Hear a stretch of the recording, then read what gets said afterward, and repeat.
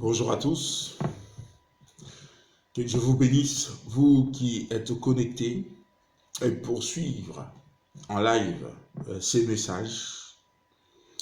Notre thème de ce matin est intitulé « Le principe de la prière », le principe au singulier, le principe de la prière. Et pourquoi ne pas tout simplement dire la prière, mais j'ai préféré nous dire le principe de la prière. Parce que la prière est basée par des principes. Tout le monde peut prier. Mais est-ce que tout le monde peut toucher le cœur de Dieu? C'est là où on a besoin de comprendre le principe de la prière. On peut comprendre aussi, dans d'autres religions, les fidèles, pour prier, ont besoin d'utiliser le matériel. Et certains ont besoin de prière d'un supérieur, c'est-à-dire quelqu'un qui a fait la théologie et quelqu'un qui connaît encore mieux les choses. Donc pour la personne, prier c'est difficile. Donc il faut passer par. Et c'est comme si on nous ramenait encore au temps de tabernacle, où on passait par les sacrificateurs et les souverains sacrificateurs, en choisissant une offrande, et pour recevoir de la part du souverain sacrificateur le pardon de Dieu. Parce que nous-mêmes, on est sales, on ne peut pas s'approcher de Dieu. Donc lui, il est saint, il a cette possibilité de s'approcher de Dieu. Or, la Bible nous ramène à comprendre que quand Jésus s'est donné à la croix, les rideaux du temple avaient été déchirés en deux et qui nous avait permis aujourd'hui d'accéder au lieu très saint, c'est-à-dire dans la présence de Dieu, où on trouve le chemin, la vérité et la vie. Parce que dans le tabernacle, il y avait le passage qui permettait aux sacrificateurs de passer pour aller au lieu saint. Et le lieu très saint n'était donné qu'à une personne, le souverain sacrificateur. Le seul souverain sacrificateur avait le droit d'accéder une fois par an. Mais depuis que Jésus a accompli tout sur la croix, les rideaux du temple s'est déchirés. Et tout le monde pouvait ou peut à nos jours voir ou accéder à la présence de Dieu. Parce que le lieu très saint où se trouvait l'arche de l'alliance, avec les deux chérubins qui veillaient sur l'arche. Et nous avons cette possibilité, non seulement de toucher à l'arche, non seulement de voir les deux chérubins en or, scotchés nuit et jour face sur l'arche, mais nous avons cette possibilité de parler à ces grands rois, à ces dieux véritables. Nous avons cette possibilité de lui parler, comme un enfant tout près de son père, de lui demander l'argent de poche, de lui demander tout ce dont nous en avons besoin. Notre Dieu est riche, notre Dieu est capable, c'est lui qui a créé toutes choses. Et c'est lui qui peut nous guérir de toutes nos maladies, nous délivrer de toute infirmité, d'opérer de miracles dans nos vies, de nous sortir du filet de l'oiseleur, de nous voir progresser et aller de l'avant, de chasser tout esprit qui n'a pas droit de nous toucher. Il nous a donné ce pouvoir. Il nous a donné cette possibilité. Mais voilà pourquoi, mon frère, ma soeur, la prière ne se limite pas seulement à prier, mais la prière a de principes. Parce que tout le monde peut prier. Mais tout le monde ne peut pas toucher Dieu. Tout le monde ne peut pas toucher le cœur de Dieu. Tout le monde ne peut pas accéder auprès de Dieu. Jésus en est l'exemple. Alors qu'il avait 12 disciples. Mais pour aller à la montagne, il choisit 3 disciples. Il choisit 3 de ses disciples. Et pour aller à la montagne, il a choisi 3 de ses disciples. Bien-aimés, il y a des dimensions dans la prière. Ça, je ne parlerai pas ce matin des dimensions de la prière. Je vais rester sur le principe de la prière. Un principe sur le terme grec, c'est arché, qui est le principe est séquentiel, physique ou ontologique. Parce que dans le principe de la prière, quand on dit principe, il faut comprendre d'une manière philosophique. Il faut chercher à comprendre que dans le principe, il y a besoin de séquences. On ne peut pas commencer une prière en disant « donne-moi, donne-moi, donne-moi, donne-moi ». Parce qu'il y a des séquences et pour accéder auprès du Père. C'est comme si je suis invité à l'Élysée. Je ne rentre pas à l'Élysée tout de suite et rencontrer le président Emmanuel Macron. Mais non, il y a des principes. À la porte, il faut présenter sa carte d'identité et son invitation. Ils vont regarder dans la liste et pour t'orienter vers la personne pour t'accompagner selon le protocole. Et cette personne ne va pas t'amener directement au président. Et il y a aussi un passage obligé où tu vas y aller, se faire enregistrer, et cette personne va t'amener sur une autre personne qui va te ramener jusqu'à la salle d'attente. Arrivé à la salle d'attente, tu ne vas pas voir le président tout de suite. Et tu vas attendre qu'on vienne te chercher et t'amener à l'endroit qu'il faut. Vous comprenez? Donc, c'est le séquentiel. Le principe de la prière est séquentiel. Nous avons besoin de comprendre Dieu. Nous avons besoin de comprendre qu'est-ce qui peut motiver Dieu à m'écouter moi. Qu'est-ce qui peut motiver Dieu à me répondre moi? Et qu'est-ce qui ferait que Dieu ne peut pas répondre à l'un ou à l'autre? Mais pourquoi à moi? Qu'est-ce qui ferait que Dieu puisse me répondre à moi ou ne pas me répondre? C'est ça que nous avons besoin de comprendre le principe. Voilà pourquoi aujourd'hui, nous avons dans l'Église, avec un grand E, dans l'Église, nous avons des besoins et qui ne sont pas de besoins qu'un enfant de Dieu, en relation commune avec Dieu, a besoin d'avoir. Par exemple, le besoin de donne-moi un travail, le besoin donne-moi un mari ou une femme, le besoin aide-moi à prier. Ça, ce sont des besoins qu'un enfant de Dieu n'a plus besoin d'avoir. Ok? Donc, quand on lit dans Luc chapitre 11, le verset 1, on voit les disciples s'approchèrent de Jésus et lui dire, « Maître, enseigne-nous à prier, comme Jean l'a enseigné à ses disciples. Enseigne-nous à prier comme Jean l'a enseigné à ses disciples. » Et pourquoi les disciples ont-ils eu besoin d'être enseignés? Je m'explique. Dans ce monde, quoi que vous fassiez, avoir son médecin personnel, avoir une assurance ou mutuelle, tout risque, ne garantit pas l'éternité sur terre. Surtout l'éternité avec ce corps. Vous savez, moi je suis le Premier ministre de la Réconciliation, donc je suis abonné à parler que de l'évangile du royaume. Ok?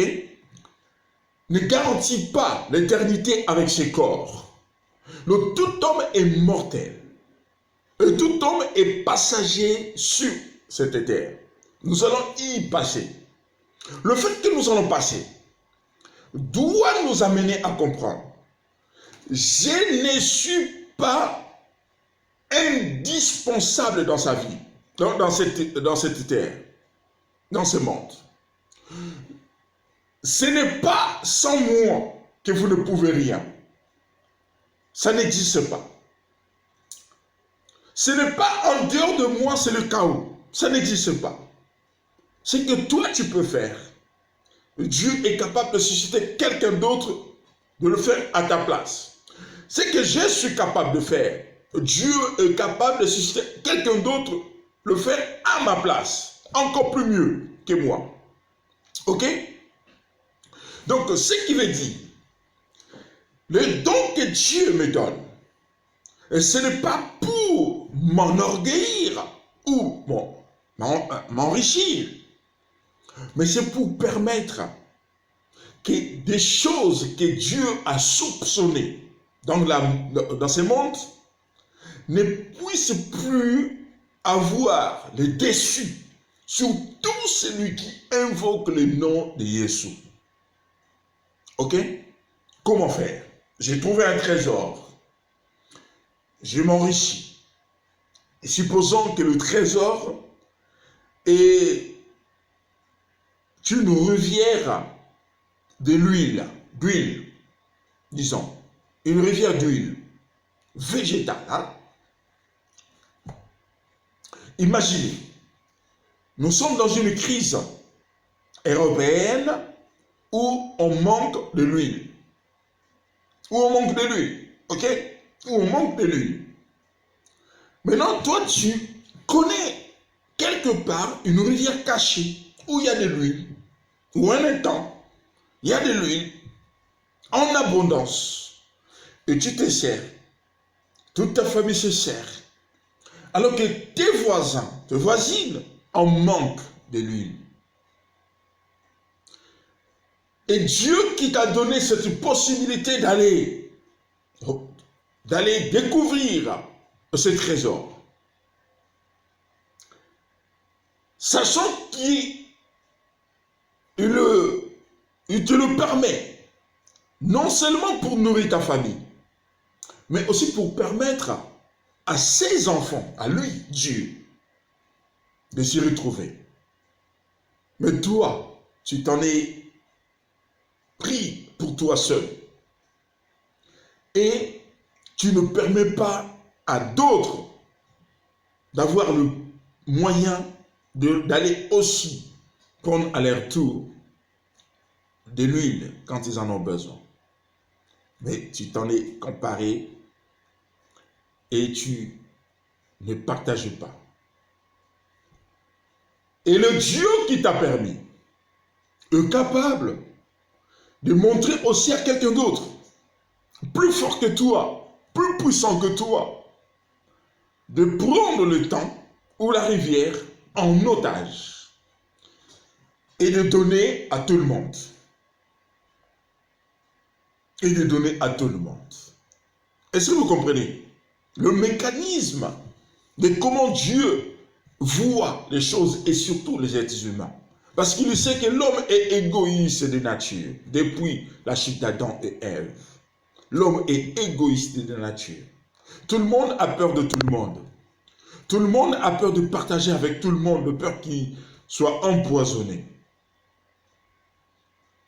Voilà le principe. Maintenant, les disciples sont venus vers Jésus. Lui demandèrent, Maître, enseigne-nous à prier, comme Jean l'a enseigné à ses disciples. Nous sommes dans Luc chapitre 11, verset 1. À partir C. Enseigne-nous à prier comme Jean l'a enseigné à ses disciples. Enseigne-nous. Pourquoi ont-ils eu besoin d'être enseignés? Parce qu'ils ont vu la liberté qu'avaient les disciples de Jean. Parce qu'ils ont vu le moyen que Jean avait mis en disposition de ses disciples. Sachant que sa vie était nuit et jour menacée. Sa vie était nuit et jour menacée. Menacée comment? Et menacée pourquoi? Parce qu'il prêchait l'évangile du royaume. Il parlait d'un royaume qui n'existait pas sur terre. Il parlait d'un royaume qui ne prend pas profit sur sa population. Il parlait d'un royaume qui ne domine pas son peuple. Il parlait d'un royaume qui n'appauvrit pas son peuple. Il parlait d'un royaume qui ne maltraite pas son peuple. Il parlait d'un royaume qui ne vaccine pas avec obligation son peuple. Il parlait d'un royaume qui ne tire pas d'impôts sur son peuple. Et le royaume du monde étaient tous à sa recherche contre ce que Jean faisait. Donc il voulait multiplier et il voulait multiplier la vision. Il voulait que tout le monde puisse connaître ce que Dieu veut pour son peuple. Et Jean avait libéré cette onction à ses disciples. Et ses disciples, comme Jean, priaient. Et comme Jean, baptisaient. Comme Jean, prêchaient. Et comme Jean pouvait aussi bâtir comme des apôtres. Et les disciples ont compris. Mais nous sommes nuit et jour à l'admiration de notre maître. Mais les jours où le maître s'est arrêté comme Jean, mais nous on ne sait pas, on ne sait pas comment prier. On est incapable de dire un mot à Dieu. Tout passe par le maître. Mais si le maître n'est plus là, et comment ferions-nous? Comment ferions-nous? Parenthèse. Voilà pourquoi Pierre dira un jour à Jésus, à qui irions-nous, toi qui as la parole de la vie? À qui irions-nous? Alors que Jésus, toute sa vie, dans le ministère, voulait entrer dans chacune de ses disciples. Il voulait entrer dans chacune de ses disciples. Et plus tard, Paul avait compris, quand il est devenu Paul, apôtre de Jésus, par la volonté de Dieu, qu'est-ce qu'il a fait? Il dit, si je vis, ce n'est plus moi qui vis, mais c'est Christ qui vit en moi. Pourquoi? Parce qu'il est devenu le porteur de Christ. C'est que Jésus a toujours voulu, depuis 3 ans de son ministère, à entrer dans chacune de nous. Maître, enseigne-nous à prier comme Jean l'a enseigné à ses disciples. Ça, c'est important. C'est important pourquoi?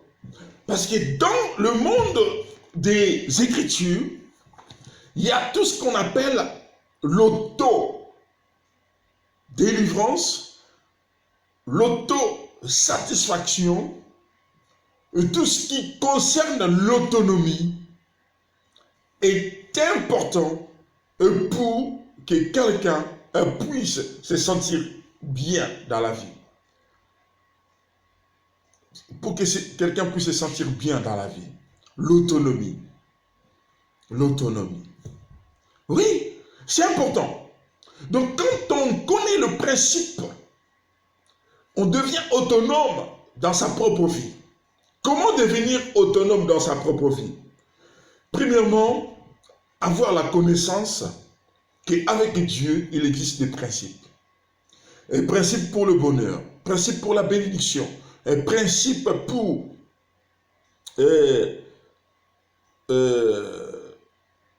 principe pour la vie spirituelle, la vie sociale, matérielle, financière ou maritale.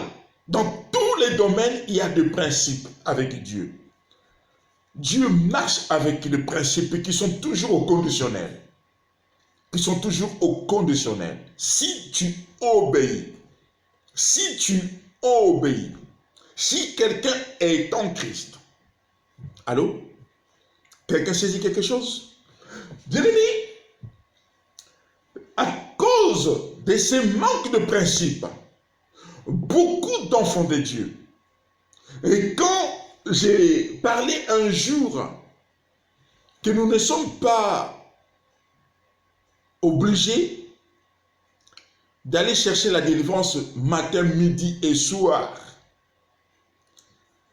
mais nous sommes dans une obligation d'entretenir notre relation et communion avec Dieu matin, midi et soir. Et personne ne m'avait pas compris. Il y a des gens qui m'ont écrit, qui m'ont dit, il y en a même qui ne me parlent plus. Parce que pour eux, ils ont pensé que j'ai insulté un grand pasteur de Paris et qui, de notre génération, fait bien son travail. Donc, si vous me connaissez, je suis le premier ministre de la Réconciliation. Mes prédications ne concernent jamais les personnes.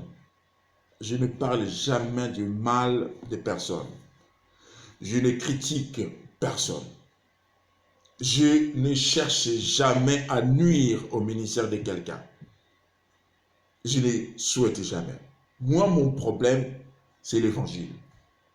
L'évangile du royaume que je présente matin, midi et soir contre l'évangile du ventre et des canards. C'est mon seul souci. Je ne suis pas contre quelqu'un. Donc, mon ministère est basé par des relations avec tous les serviteurs servantes de Dieu. Qui sont bons, qui sont mauvais, j'en ai connu. Il y en a qui m'ont escroqué même. J'en ai connu, malheureusement. Voilà. Pourquoi j'ai toujours à mon esprit l'idée de permettre à quelqu'un d'être autonome dans sa vie de croyant. On peut reprendre le passage de Paul dans 2 Corinthiens chapitre 5 verset 17. Si quelqu'un est en Christ, il est une nouvelle création, les choses anciennes sont passées, toutes choses sont devenues nouvelles. Mais disons seulement, prenons seulement le passage une nouvelle création. Pour être une création, il faut un créateur. Donc si nous sommes devenus une nouvelle création, ça veut dire qu'un créateur est passé par nous. Un créateur nous a créés. Et pour nous donner une nouvelle identité et une nouvelle vie. Et ce créateur, et qu'est-ce qu'il veut? Et qu'est-ce qu'il a fait qu'il puisse nous créer de nouveau? Qu'est-ce qu'il nous a donné? Et qu'est-ce qu'il nous a donné comme instruction? Qu'est-ce qu'il veut de nous? Pourquoi veut-il que nous soyons une nouvelle créature? Une création. Pourquoi? Parce qu'il veut nous donner une marche à suivre avec l'autonomie. Si quelqu'un, on parle d'une personne, on ne parle pas de plusieurs personnes, on parle d'une seule personne qui devient enfant de Dieu et devient une nouvelle création. Donc, l'autonomie est entrée dans sa vie. La même personne est devenue disciple. La même personne est devenue apôtre. La même personne est devenue ambassadeur. La même personne est devenue le sel de la terre et la lumière du monde. Il a un mandat, un rôle à jouer dans les choses de Dieu. Parlons du principe. Le principe de la prière, c'est d'abord l'autonomie. L'autonomie dans la prière. Un jour, alors que tout allait mal dans ma vie, je cherchais du boulot, de gauche à droite. À peine arrivé en France, je cherchais le boulot. Je dis, mais je ne peux pas rester comme ça sans rien faire. Je ne connais personne. Je ne connais pas la ville. Je viens d'arriver. Et c'était à Marseille. C'était à Marseille, département 13. Donc, je venais à peine d'arriver et je ne connaissais personne. Un de mes voisins me dit, ah, mais toi, comme je te vois, tu ferais mieux d'aller voir tel, il va te donner du boulot. Mais je connais un ami qui travaille là-bas. Tu vas aller voir cet ami, tu lui dis de ma part, et je vais lui passer un petit mot au téléphone, et maintenant tu vas aller voir, mais je suis sûr qu'ils vont te prendre là-bas. J'arrive. Ah, c'est toi le pasteur. Il dit, ah bon? Oui, c'est moi, Moïse. Il dit, ah, Jean m'a parlé de toi. Ben, écoute, si tu veux du boulot, les boss, il est tout le temps pas ici, hein. Mais va dans un bar à Noailles. Va dans un bar des aérois, tout ça là. Tu vas le retrouver. Il vient souvent là-bas, mais je ne sais pas à quelle heure, mais il vient tout le temps. Il vient tout le temps là-bas. Je dis, ah, bar, moi dans un bar. Aïe, aïe, aïe. Mais comment je vais faire? Il me donne son prénom. Ok. Premier jour, j'ai hésité. Deuxième jour, j'ai hésité. J'ai dit, mais non, non, non, ça fait trop. Je ne fais qu'écrire, lire, écrire, lire, écrire, lire, écrire. Mais c'est beaucoup trop. Donc, j'en ai trop dans ma tête. Il faut que ça sorte quelque part. Donc, du coup, je suis allé dans ce bar pour la première fois. J'arrive avec ma morphologie. Et c'était un restaurant détenu par les Ivoiriennes.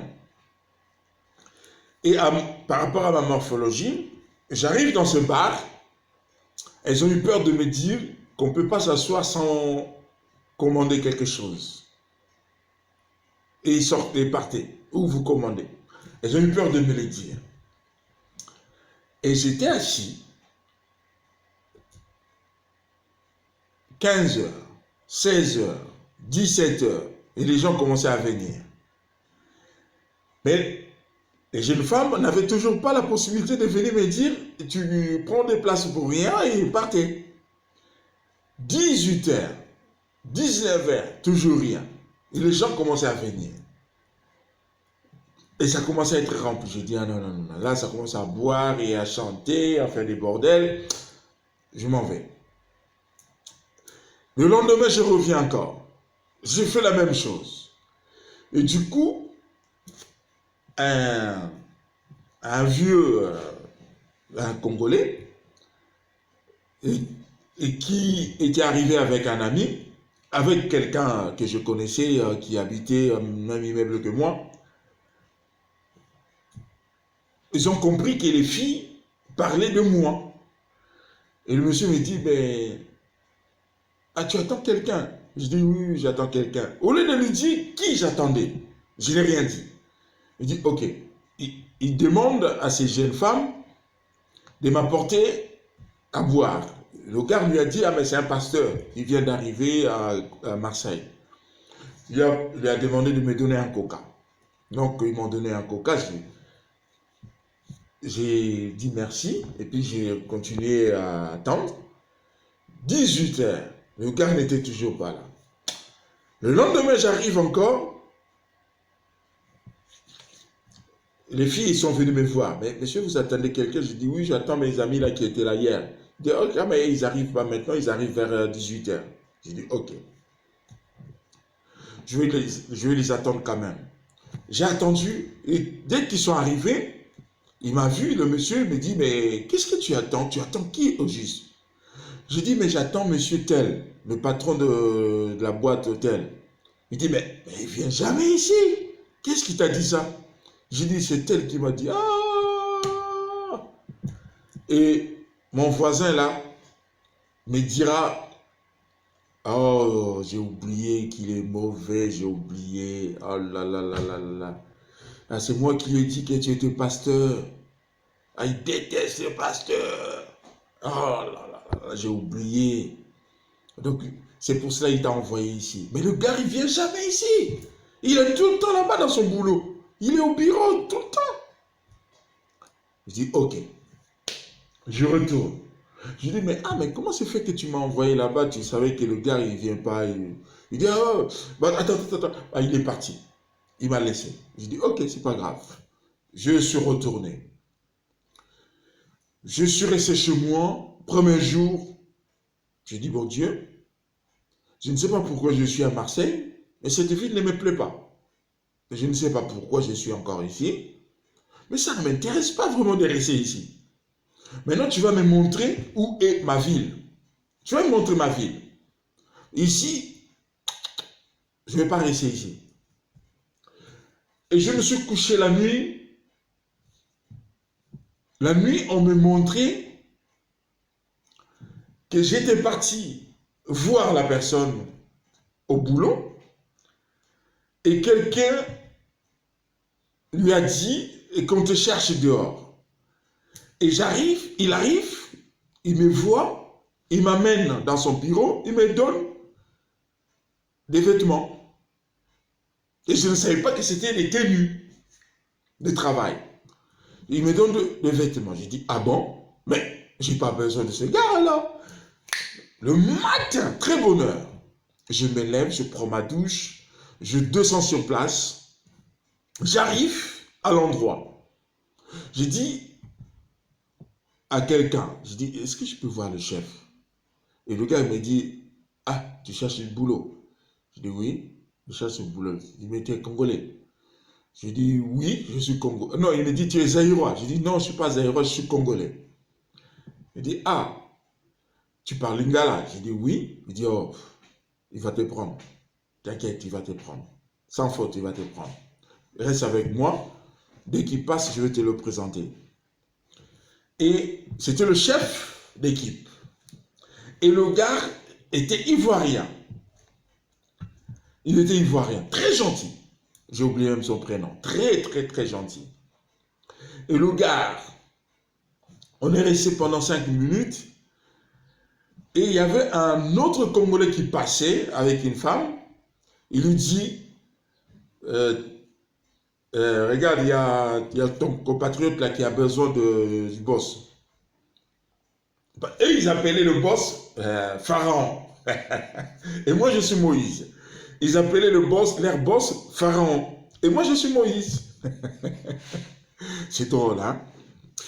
Et du coup, le gars me dit, bah, attends-moi ici, là, j'accompagne juste ma copine et puis j'arrive.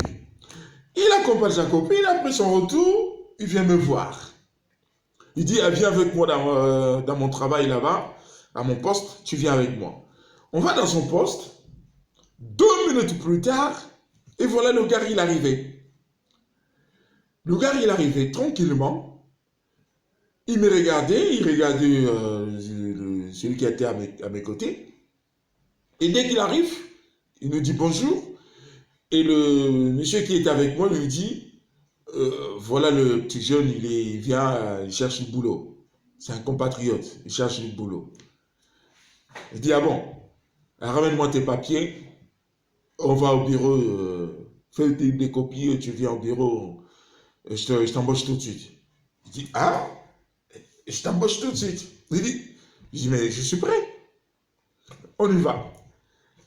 Comme dans le rêve, il m'a donné mes tenues. Il me dit, tu cherches des chaussures, mais il m'a donné mes tenues. Il me donne mes tenues. Il me dit, je vais t'envoyer donne-moi ton numéro de téléphone, je t'envoie ton planning dans un peu de temps. Et tu commences demain. Le lendemain, le soir, j'ai mon planning. Le lendemain, je commence le boulot. Et j'arrive le lendemain, le gars qui m'avait fait balader, il me voit en tenue de travail. Il était furieux. Comment t'as fait? J'ai dit, ah mais non, mais quelqu'un qui m'a aidé. Donc du coup, on m'a embauché. J'ai signé un CDI. Il dit, comment? C'est pas possible. Je dis, oui, je viens de signer un CDI. Et je commence à un poste plus loin, à Toulon. J'ai commencé à travailler à Toulon. Donc du coup, on est resté pendant longtemps. Et le gars qui m'avait fait balader, 6 mois plus tard, il a été limogé. Il a été suspendu. Et moi, je suis resté. Cette parenthèse nous permet de comprendre l'autonomie. L'autonomie, c'est important. L'auto, c'est soi-même. Ok? L'auto, c'est soi-même. en grec, hein, l'auto, c'est soi-même, ni, et qui veut dire activité ou enseignement. Donc, ce que j'apprends soi-même, et ce que je suis capable de faire, de réaliser. Des fois, on a besoin de soutien de l'autre, comme un pasteur par exemple, et comme un frère par exemple, et qui a un don de prophétie, et qui a un don de prière. On peut se soutenir mutuellement. Mais ça ne doit pas être un autre blocage ou un frein dans la prière. Et cela ne doit pas nous empêcher nous-mêmes d'avoir cette autonomie dans la prière. Ça ne doit pas nous empêcher de prier dans son coin, tout seul. Voilà pourquoi c'est important de connaître le principe de la prière. Les disciples l'ont fait. Maître, enseigne-nous à prier comme Jean l'a enseigné à ses disciples. Luc chapitre 11. Luc chapitre 11, Luc c'est avant Jean. Luc chapitre 11, le verset 1, que je l'ai déjà cité tout à l'heure. Donc, qu'est-ce que là, qu'est-ce que, c'est trop fort. Donc, il dit, Jésus priait un jour en un certain lieu. Jésus priait un jour en un certain lieu. Il priait seul. Il priait seul. Alors que ses disciples étaient à côté. Mais lui, il priait seul. Lorsqu'il eut achevé, un de ses disciples lui dit, Seigneur, enseigne-nous à prier comme Jean l'a enseigné à ses disciples. Enseigne-nous à prier comme Jean l'a enseigné à ses disciples. Vous voyez, il priait seul et le disciple avait été touché de voir que lui, il prie seul. Mais Jean avait enseigné à ses disciples et nous, on ne sait même pas. On ne connaît pas la prière. Ce n'est pas que Jésus était égoïste comme à nos jours. Mais non. Jésus voulait voir ses disciples s'émanciper, être autonomes, d'apprendre en voyant. Le Fils ne fait que faire ce qu'il a vu faire le Père, disait-il à ses disciples. On apprend en regardant le Maître, en écoutant, en participant. Mais les disciples étaient en admiration à voir et d'apprendre. Et ces jours-là, un des disciples a eu l'idée.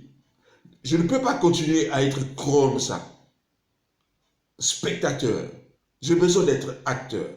Apprends-nous à prier. Comme il n'était pas égoïste, il dit nous. Il aurait pu dire moi. Mais il dit nous. Apprends-nous à prier. L'idée ici, c'est l'autonomie. L'autonomie. Donc la prière, premièrement, est un acte, codifié ou non, collectif ou individuel, par lequel on s'adresse à Dieu. Par lequel on s'adresse à Dieu. Ça peut être collectif, ça peut être individuel. Et je conseille toujours l'individualité. Et le collectif est un don, un sacrifice que tout enfant de Dieu doit faire au minimum 2 fois par semaine.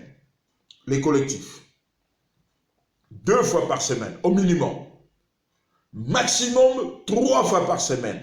Voilà pourquoi le programme des églises, c'est soit le mardi et le jeudi, ou le mercredi ou le vendredi. Et vous avez le dimanche, les jours qu'on appelle les jours du Seigneur. Ça fait 3. La semaine, c'est soit le mardi et le jeudi, ou mercredi et le vendredi. Et ça fait 3 avec le dimanche, le maximum. Ça, c'est le collectif. Mais l'individuel, c'est quand tu es chez toi ou partout où tu es.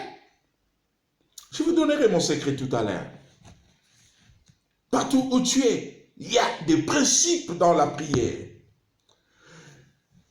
La définition plus large de la prière, prier, c'est adresser. Aller trouver un recours, par exemple. Prier, c'est invoquer. OK? Appeler à son secours quand on est en difficulté. Prier, c'est supplier, implorer. Prier avec un sens. Supplier, c'est quand tout va mal. Quand on sait qu'on est fautif, on sent la condamnation. Ou pour quelqu'un d'autre ou pour soi-même, on doit supplier Dieu d'agir en notre faveur. Qu'est-il avec moi? Prier, c'est intercéder. Intercéder, c'est intervenir en faveur de quelqu'un d'autre. Pas pour soi-même, mais pour quelqu'un d'autre. Comme nous le faisons souvent, les sacrificateurs. Pas pour nous, mais pour les autres. Voilà pourquoi il y en a qui vont dire, ah, mais toi tu fais pour les autres, mais toi-même, tu n'as pas ceci, tu n'as pas cela. C'est normal. C'est normal. Prier, c'est intervenir, prendre part à une action ou jouer un rôle, comme je le fais. J'interviens pour permettre à quelqu'un. Il y en a qui vont me retrouver peut-être bizarre de parler de ça. Je dis, mais moi je suis croyant depuis 40 ans. Mais est-ce que tu connais tous les principes de la prière? Il y en a qui vont se dire, ah ben oui, mais qu'est-ce qu'il nous dit lui? Qu'est-ce qu'il nous fait lui? Il y en a 2 ou 3 personnes qui vont être touchées par ce message parce qu'ils n'ont jamais entendu ce message. Vous voyez, il n'y a pas que nous dans la vie. Il y en a qui sont nouvellement arrivés dans la famille de Dieu et qui ont besoin de ce message. Et il y en a qui sont depuis longtemps enfants de Dieu, mais qui ont besoin de se recycler. Le recyclage, c'est ce qui nous manque souvent en tant qu'enfants de Dieu. La prière, souvent appelée l'arme du chrétien, ou encore la respiration de l'enfant de Dieu et de l'Église de Jésus-Christ, est une manifestation de la puissance de Dieu. Bon, ça c'est des définitions que j'ai trouvées sur Internet. Mais ce n'est pas vraiment ça. La prière, c'est autre chose. La prière, c'est de considérer d'abord Dieu comme étant ton Père. Comme Père, on n'a pas de définition. Imagine, on te dit, qui est ton Père pour toi? Est-ce que tu as vraiment une réponse? Mais il y en a, la meilleure réponse, c'est de dire, il est tout pour moi. Ça, c'est la meilleure réponse. Il est tout pour moi. Parce que c'est mon Père. Je suis lui, il est moi. Son sang coule dans mes veines. J'ai son ADN. C'est mon Père. Est-ce que vous comprenez? Il est tout pour moi. Il n'y a pas de définition. Donc la prière n'a pas vraiment une véritable définition. Ok? Donc dans la prière, on peut aussi toucher le cœur de Dieu. Dans la prière. Ce n'est pas le Saint-Esprit qui va toucher le cœur de Dieu. Mais c'est nous. Je sais. Il y en a qui vont dire, mais Romains 8, il dit, l'Esprit nous aide par des soupirs inexprimables. Oui, ça c'est des soupirs inexprimables. C'est que l'homme ne peut pas dire. C'est que l'homme ne peut pas comprendre non plus. Des soupirs inexprimables. C'est quand tu entres en extase, quand tu entres en esprit, c'est ton esprit qui parle. Mais ce n'est pas toi. Est-ce que vous comprenez? Mais toi, tu peux toucher le cœur de Dieu. Il y en a qui ont touché le cœur de Dieu. Ok? Donc, dans la prière, on a beaucoup de définitions qui nous permettent de comprendre. Il y a aussi des obstacles de la prière. Et quand il s'agit de comprendre les obstacles de la prière, ça existe. Mais moi, ce que je veux, c'est m'arrêter sur les principes de la prière. Parce que le principe de la prière, c'est ça qui nous nourrit. C'est ça qui nous aide. C'est ça qui nous permet de grandir et d'aller plus loin dans la foi. Ok? Le principe de la prière, en premier lieu, il faut une communion et une relation avec Dieu le Père. Ça, c'est le principe de la prière. On ne peut pas s'adresser à Dieu comme on s'adresse à un banquier. On ne peut pas s'adresser à Dieu comme on s'adresse à un chef d'équipe. On ne peut pas s'adresser à Dieu comme on s'adresse à un président de la République, un politicien, un maire de la ville, bourgmestre. On ne peut pas s'adresser à Dieu comme on s'adresse à son professeur, à sa copine, à son copain. On ne peut pas s'adresser à Dieu comme on s'adresse à un ami, à un camarade. On s'adresse à Dieu comme étant le Père de mon Père, le Père de Père de Père. Il faut une relation et une communion avec lui. Ok? Une relation et une communion. Nous devons avoir la clé qui ouvre la porte du trône. Ça, c'est la prière que j'appelle la prière qui peut toucher le cœur de Dieu. La prière qui peut toucher le cœur de Dieu est aussi simple. Il y en a qui l'ont fait et qui ont touché le cœur de Dieu. Prenons par exemple le livre de Jean chapitre 14, verset 13. Jean chapitre 14, verset 13. La Bible nous dit, « Et tout ce que vous demanderez en mon nom, je le ferai, afin que le Père soit glorifié dans le Fils. Tout ce que vous demanderez en mon nom, je le ferai, afin que le Père soit glorifié dans le Fils. Si vous demandez quelque chose en mon nom, je le ferai. » Dans le verset 14. Et on voit dans Jérémie chapitre 29. Jérémie chapitre 29, le verset 12. Je vais lire. Vous m'invoquerez et vous partirez. Vous me prierez et je vous exaucerai. Je vous exaucerai. Ça, c'est Dieu qui parle par le prophète Jérémie. Et pour comprendre cela, dans Daniel chapitre 9, on voit Daniel prier. La prière de Daniel, il reçoit une révélation. Il prie et il reçoit une révélation. Ça veut dire qu'il a touché le cœur de Dieu. Et Dieu envoya son ange vers Daniel. Il dit, pendant que tu priais, le Tout-Puissant m'avait déjà envoyé pour te répondre, bien que j'ai été retenu par un ange de l'ennemi. Mais ta prière avait déjà été exaucée. Depuis là-haut, depuis le ciel, ta prière avait déjà été exaucée. Vous voyez, il y a des prières qui touchent le cœur de Dieu. Mais il faut des principes pour comprendre cela. Il faut des principes. Ici, Jésus veut nous faire comprendre, parmi les principes des croyants en Jésus, la clé et qui nous fait passer par le trône, qui ouvre la porte du trône, c'est son nom.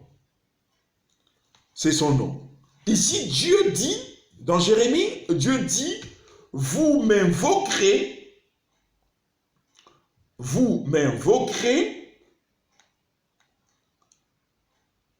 et vous partirez.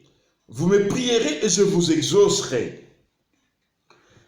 Dans Jean chapitre 14, le verset 13 à 14, Jésus dit, si vous demandez quelque chose en mon nom, je le ferai. En mon nom. Donc tout ce qu'on doit demander à Dieu, ça doit être basé par le nom de Jésus. Voilà pourquoi ce nom a une signification quand on comprend le véritable nom de Jésus. Et cette clé qui va ouvrir la porte du trône. En prononçant les noms, cela oblige Dieu à s'ouvrir en toi, à ouvrir ses oreilles pour t'écouter. En invoquant seulement le nom de Jésus. Bon, ça c'est autre chose. Quand je commence à parler du nom de Jésus, il y en a qui vont me taxer de n'importe quoi. Bon, c'est pas grave. Un jour, l'avenir nous donnera raison. Le nom de Jésus, que j'ai souvent dit, c'est le véritable nom. Pensez, on a été colonisé. Voilà pourquoi, quand on dit Jésus-Christ, les gens pensent que nous, on est de moins que rien. Donc, tout doit être en français ou en anglais. Voilà, c'est normal. Reconnaître la sainteté de Dieu. Ça, c'est le principe. Reconnaître que Dieu est saint. Donc, il faut que je sois saint aussi avant de l'approcher. Je dois me sanctifier moi-même avant d'approcher Dieu. Vous êtes avec moi? Il faut reconnaître.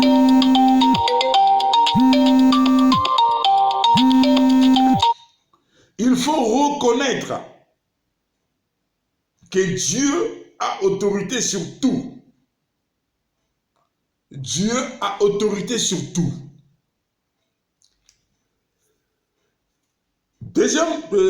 Cinquième de principe, nous devons faire valoir nos droits devant le trône de Dieu en lui rappelant sa parole. En lui rappelant sa parole. Le principe de Dieu est clair. En dehors de la parole, nous ne pouvons pas toucher le cœur de Dieu. Ah, j'ai un passage. J'ai un passage qui va m'aider dans Proverbe chapitre 29, le verset 9. Proverbe 29. Proverbe 29, verset 9. Ok? Écoutez. Si un homme, Proverbe 29, si un homme sage conteste avec un insensé, il aura beau se fâcher ou rire, la paix. Non, c'est pas ça.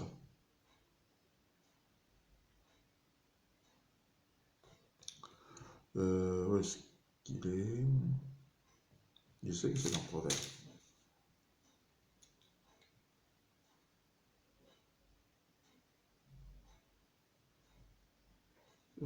Proverbe 29.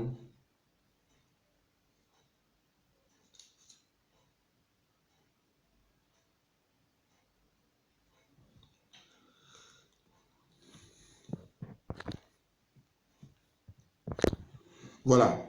Proverbe 28, pardon. Proverbe 28, verset 9.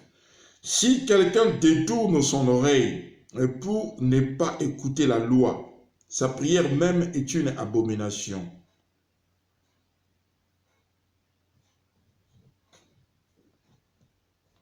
Donc sa prière même est une abomination. Vous voyez? Donc on ne peut pas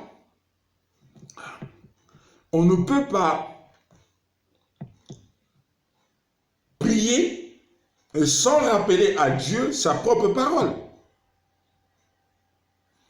On dit la loi c'est la loi, la justice c'est les hommes. Vous avez ici la loi. Et là vous avez la justice, c'est-à-dire les hommes et qui jugent selon la loi qui est au-dessus. Et ces hommes ont le droit de condamner ou de ne pas, ou d'acquitter, disons. Mais ici, il s'agit de Dieu. Et qui est le seul juge? Et qui décide seul, sans jury populaire, sans écouter qui que ce soit. Il décide seul. Quand on lui rappelle ce qu'il a dit, il est dans l'obligation de nous répondre et d'accomplir ce dont on lui demande. Quelqu'un est-il avec moi? Je vais m'arrêter ici. Le principe de la prière,